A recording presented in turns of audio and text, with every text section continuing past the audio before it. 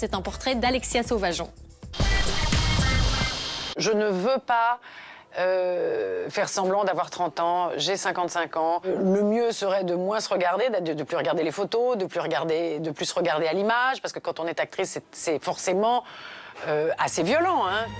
Carole Bouquet, en toute sincérité, parle du rapport à son image.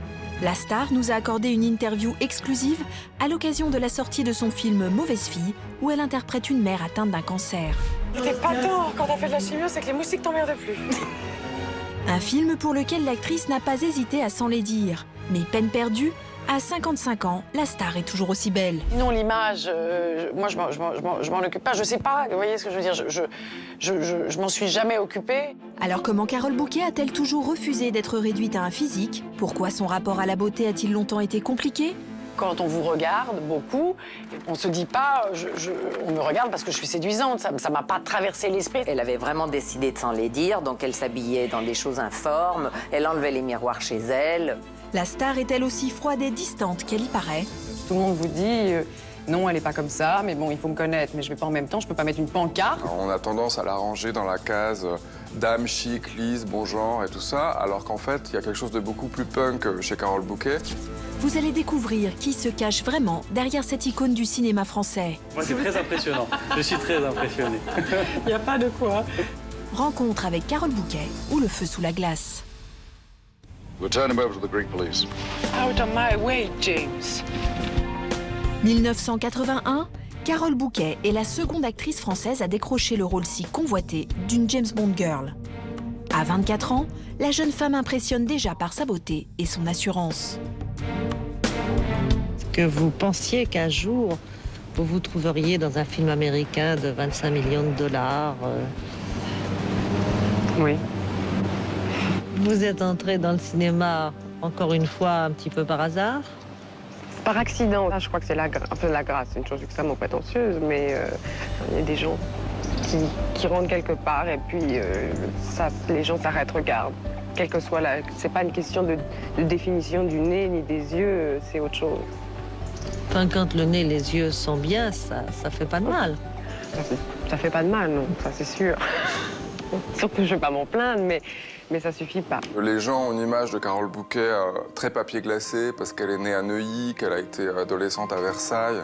Et en plus, il y a cet accent des beaux quartiers, cette petite pointe d'accent des beaux quartiers qui fait que, voilà, on a tendance à la ranger dans la case dame chic, lisse, bon genre et tout ça. Un accent qui détonne dans le milieu du cinéma, comme ici sur le tournage du film Spécial Police avec Richard Berry. Mais je peux changer de place si ça me déplaît profondément. Hein. Je suis pas personnellement attaché. Si ça te déplaît profondément, elle peut changer de place, comme elle dit. Ah ouais, je suis. Cataloguée bourgeoise hautaine, très vite, la jeune femme va devoir se justifier sur les plateaux télévisés. J'ai une manière peut-être de parler qui est une sorte d'autorité que je n'ai pas. Je veux dire, c'est simplement de la timidité. Mais comme tout d'un coup, il faut pallier, qu'il y a une sorte de panique qui vous prend, il faut prendre une attitude, une certaine autorité. Et puis, les gens, tout d'un coup, une sorte de respect. Parce qu'effectivement, vous avez l'air de savoir ce que vous voulez. Ça vous a joué des tours? Vous essayez de le corriger, ce côté-là, ou pas? Non, j'essaye pas de le corriger, non. Non, et de moins en moins, parce qu'en fait, je crois que ça fait partie de moi. Complètement, et que ça sert à rien d'essayer de le gommer ou pour faire plaisir à certaines personnes ou pour que ça soit plus rapide, pour que les gens comprennent plus vite, d'essayer de changer mon caractère. Je veux dire, vous avez vu, je veux dire, tout le monde vous dit non, elle est pas comme ça, mais bon, il faut me connaître, mais je vais pas en même temps, je peux pas mettre une pancarte et dire je suis comme ça, ou alors hurler de rire tout le temps comme dit Thierry, je peux pas non plus, je veux dire, il faut quand même qu'on me fasse rire. Carole Bouquet ou l'histoire d'un malentendu, son apparente assurance cache en réalité ses failles. Ma timidité faisait que, par exemple, à la première à Paris du film de Buñuel, je suis arrivée en retard, je suis arrivée en larmes, j'avais beaucoup de mal avec je me trouvais épouvantablement mauvaise, même vraiment, j'avais honte de moi-même. Timide, mal dans sa peau, à ses débuts, elle est loin de réaliser l'impact de sa beauté. Et pour cause, lorsqu'elle a 4 ans, sa mère quitte le foyer, c'est son père qui l'élève seul avec sa sœur aînée, dans un milieu bourgeois et austère, loin de tout narcissisme. Comme tout adolescent, la séduction n'est pas quelque chose d'inné. Mais ça, de toute façon, je pense que ça s'apprend.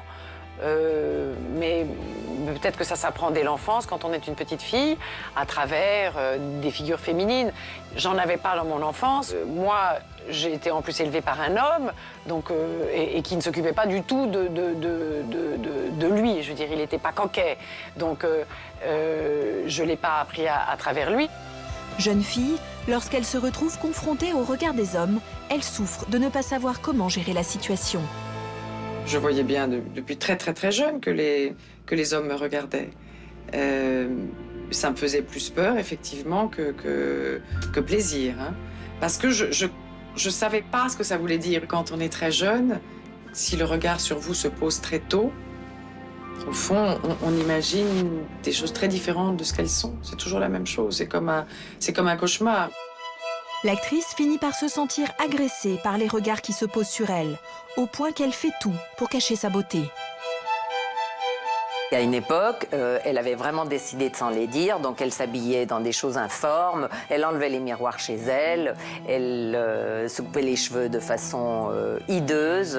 Carole Bouquet était tellement perturbée par l'éclat de sa beauté qu'elle étouffait pour le ternir.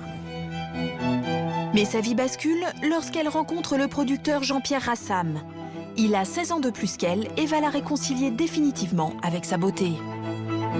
Tout à coup, elle était sous le regard d'un homme, quelqu'un qui avait de la valeur, autant physique que intérieure. Et ça l'a transformée. Enfin, elle s'est épanouie grâce à Jean-Pierre Rassam. Il n'hésitait pas à se moquer d'elle. Ce qu'elle me disait, c'est qu'il s'était moqué de la façon dont elle était habillée. Et je pense que ça, c'est irrésistible, si vous voulez. Une femme qui est toujours habituée à qu'on lui dise qu'elle est très belle, si vous lui rentrez dedans et que vous vous moquez un peu d'elle, je pense que c'est très malin.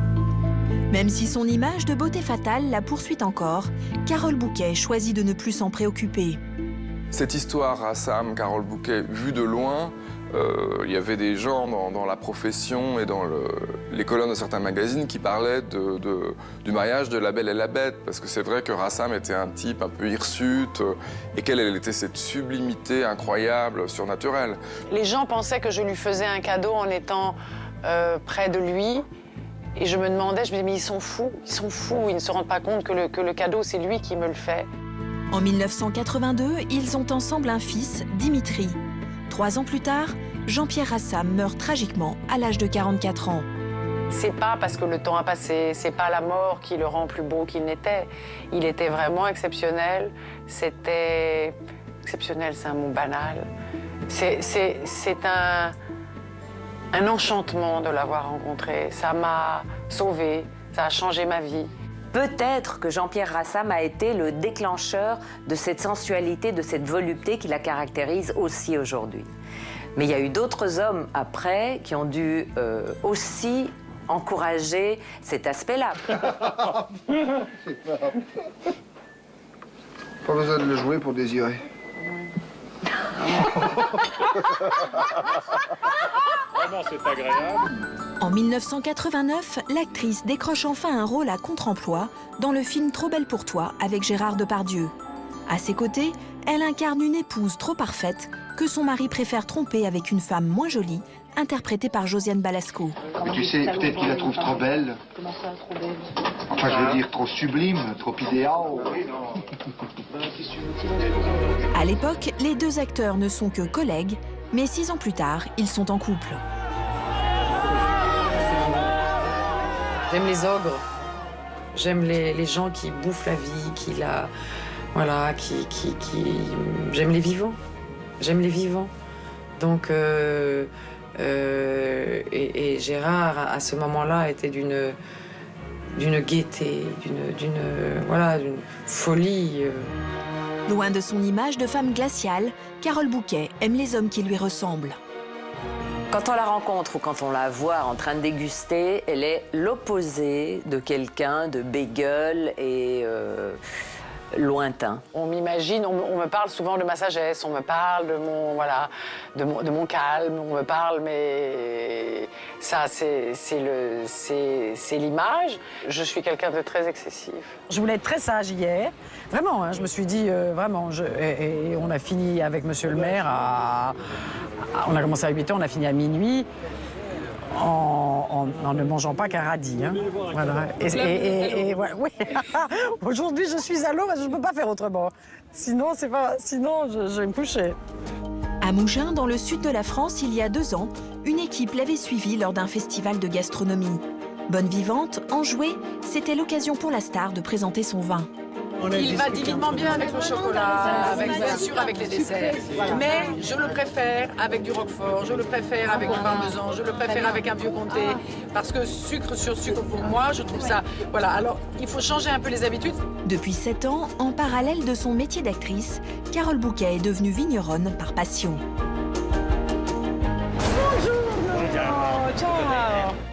Et c'est à Pantelleria, une petite île située entre la Sicile et l'Afrique, qu'elle possède des vignes. Je suis tombée amoureuse d'une terre et il n'y avait pas l'eau, il n'y avait pas l'électricité. J'ai acheté seulement 1 hectare et puis après quelquefois un endroit grand comme cette table et puis après un olivier et puis après un autre bout. Et j'ai acheté à 70 personnes pendant des années pour mettre 13 hectares ensemble. Et c'est devenu un vignoble par amour pour cette terre. Sa détermination a fini par payer. Son vin, servi à Paris comme à New York, est aujourd'hui reconnu par les plus grands sommeliers. Dernière récompense en date, Carole Bouquet a reçu la distinction de commandeur des arts et des lettres pour sa double activité au service de la culture et de la gastronomie. Nous en parlons ici justement de cette terre de Pantelleria qui m'a au fond... je suis devenue son esclave. Voilà, j'ai fait une passion et je ne savais pas qu'elle déboucherait un jour effectivement sur une bouteille de vin. Entre le travail de la terre et les paillettes du show business, la star semble avoir trouvé son équilibre. À 55 ans, celle qui a longtemps eu peur de n'être aimée que pour son physique est aujourd'hui en paix avec son image. J'adore maintenant quand on me dit que je suis jolie. On me dit pas ça d'ailleurs, on me dit parce que j'ai plus l'âge, donc on me dit gentiment vous êtes belle. Là c'est presque une gourmandise. Tout ce qu'il ne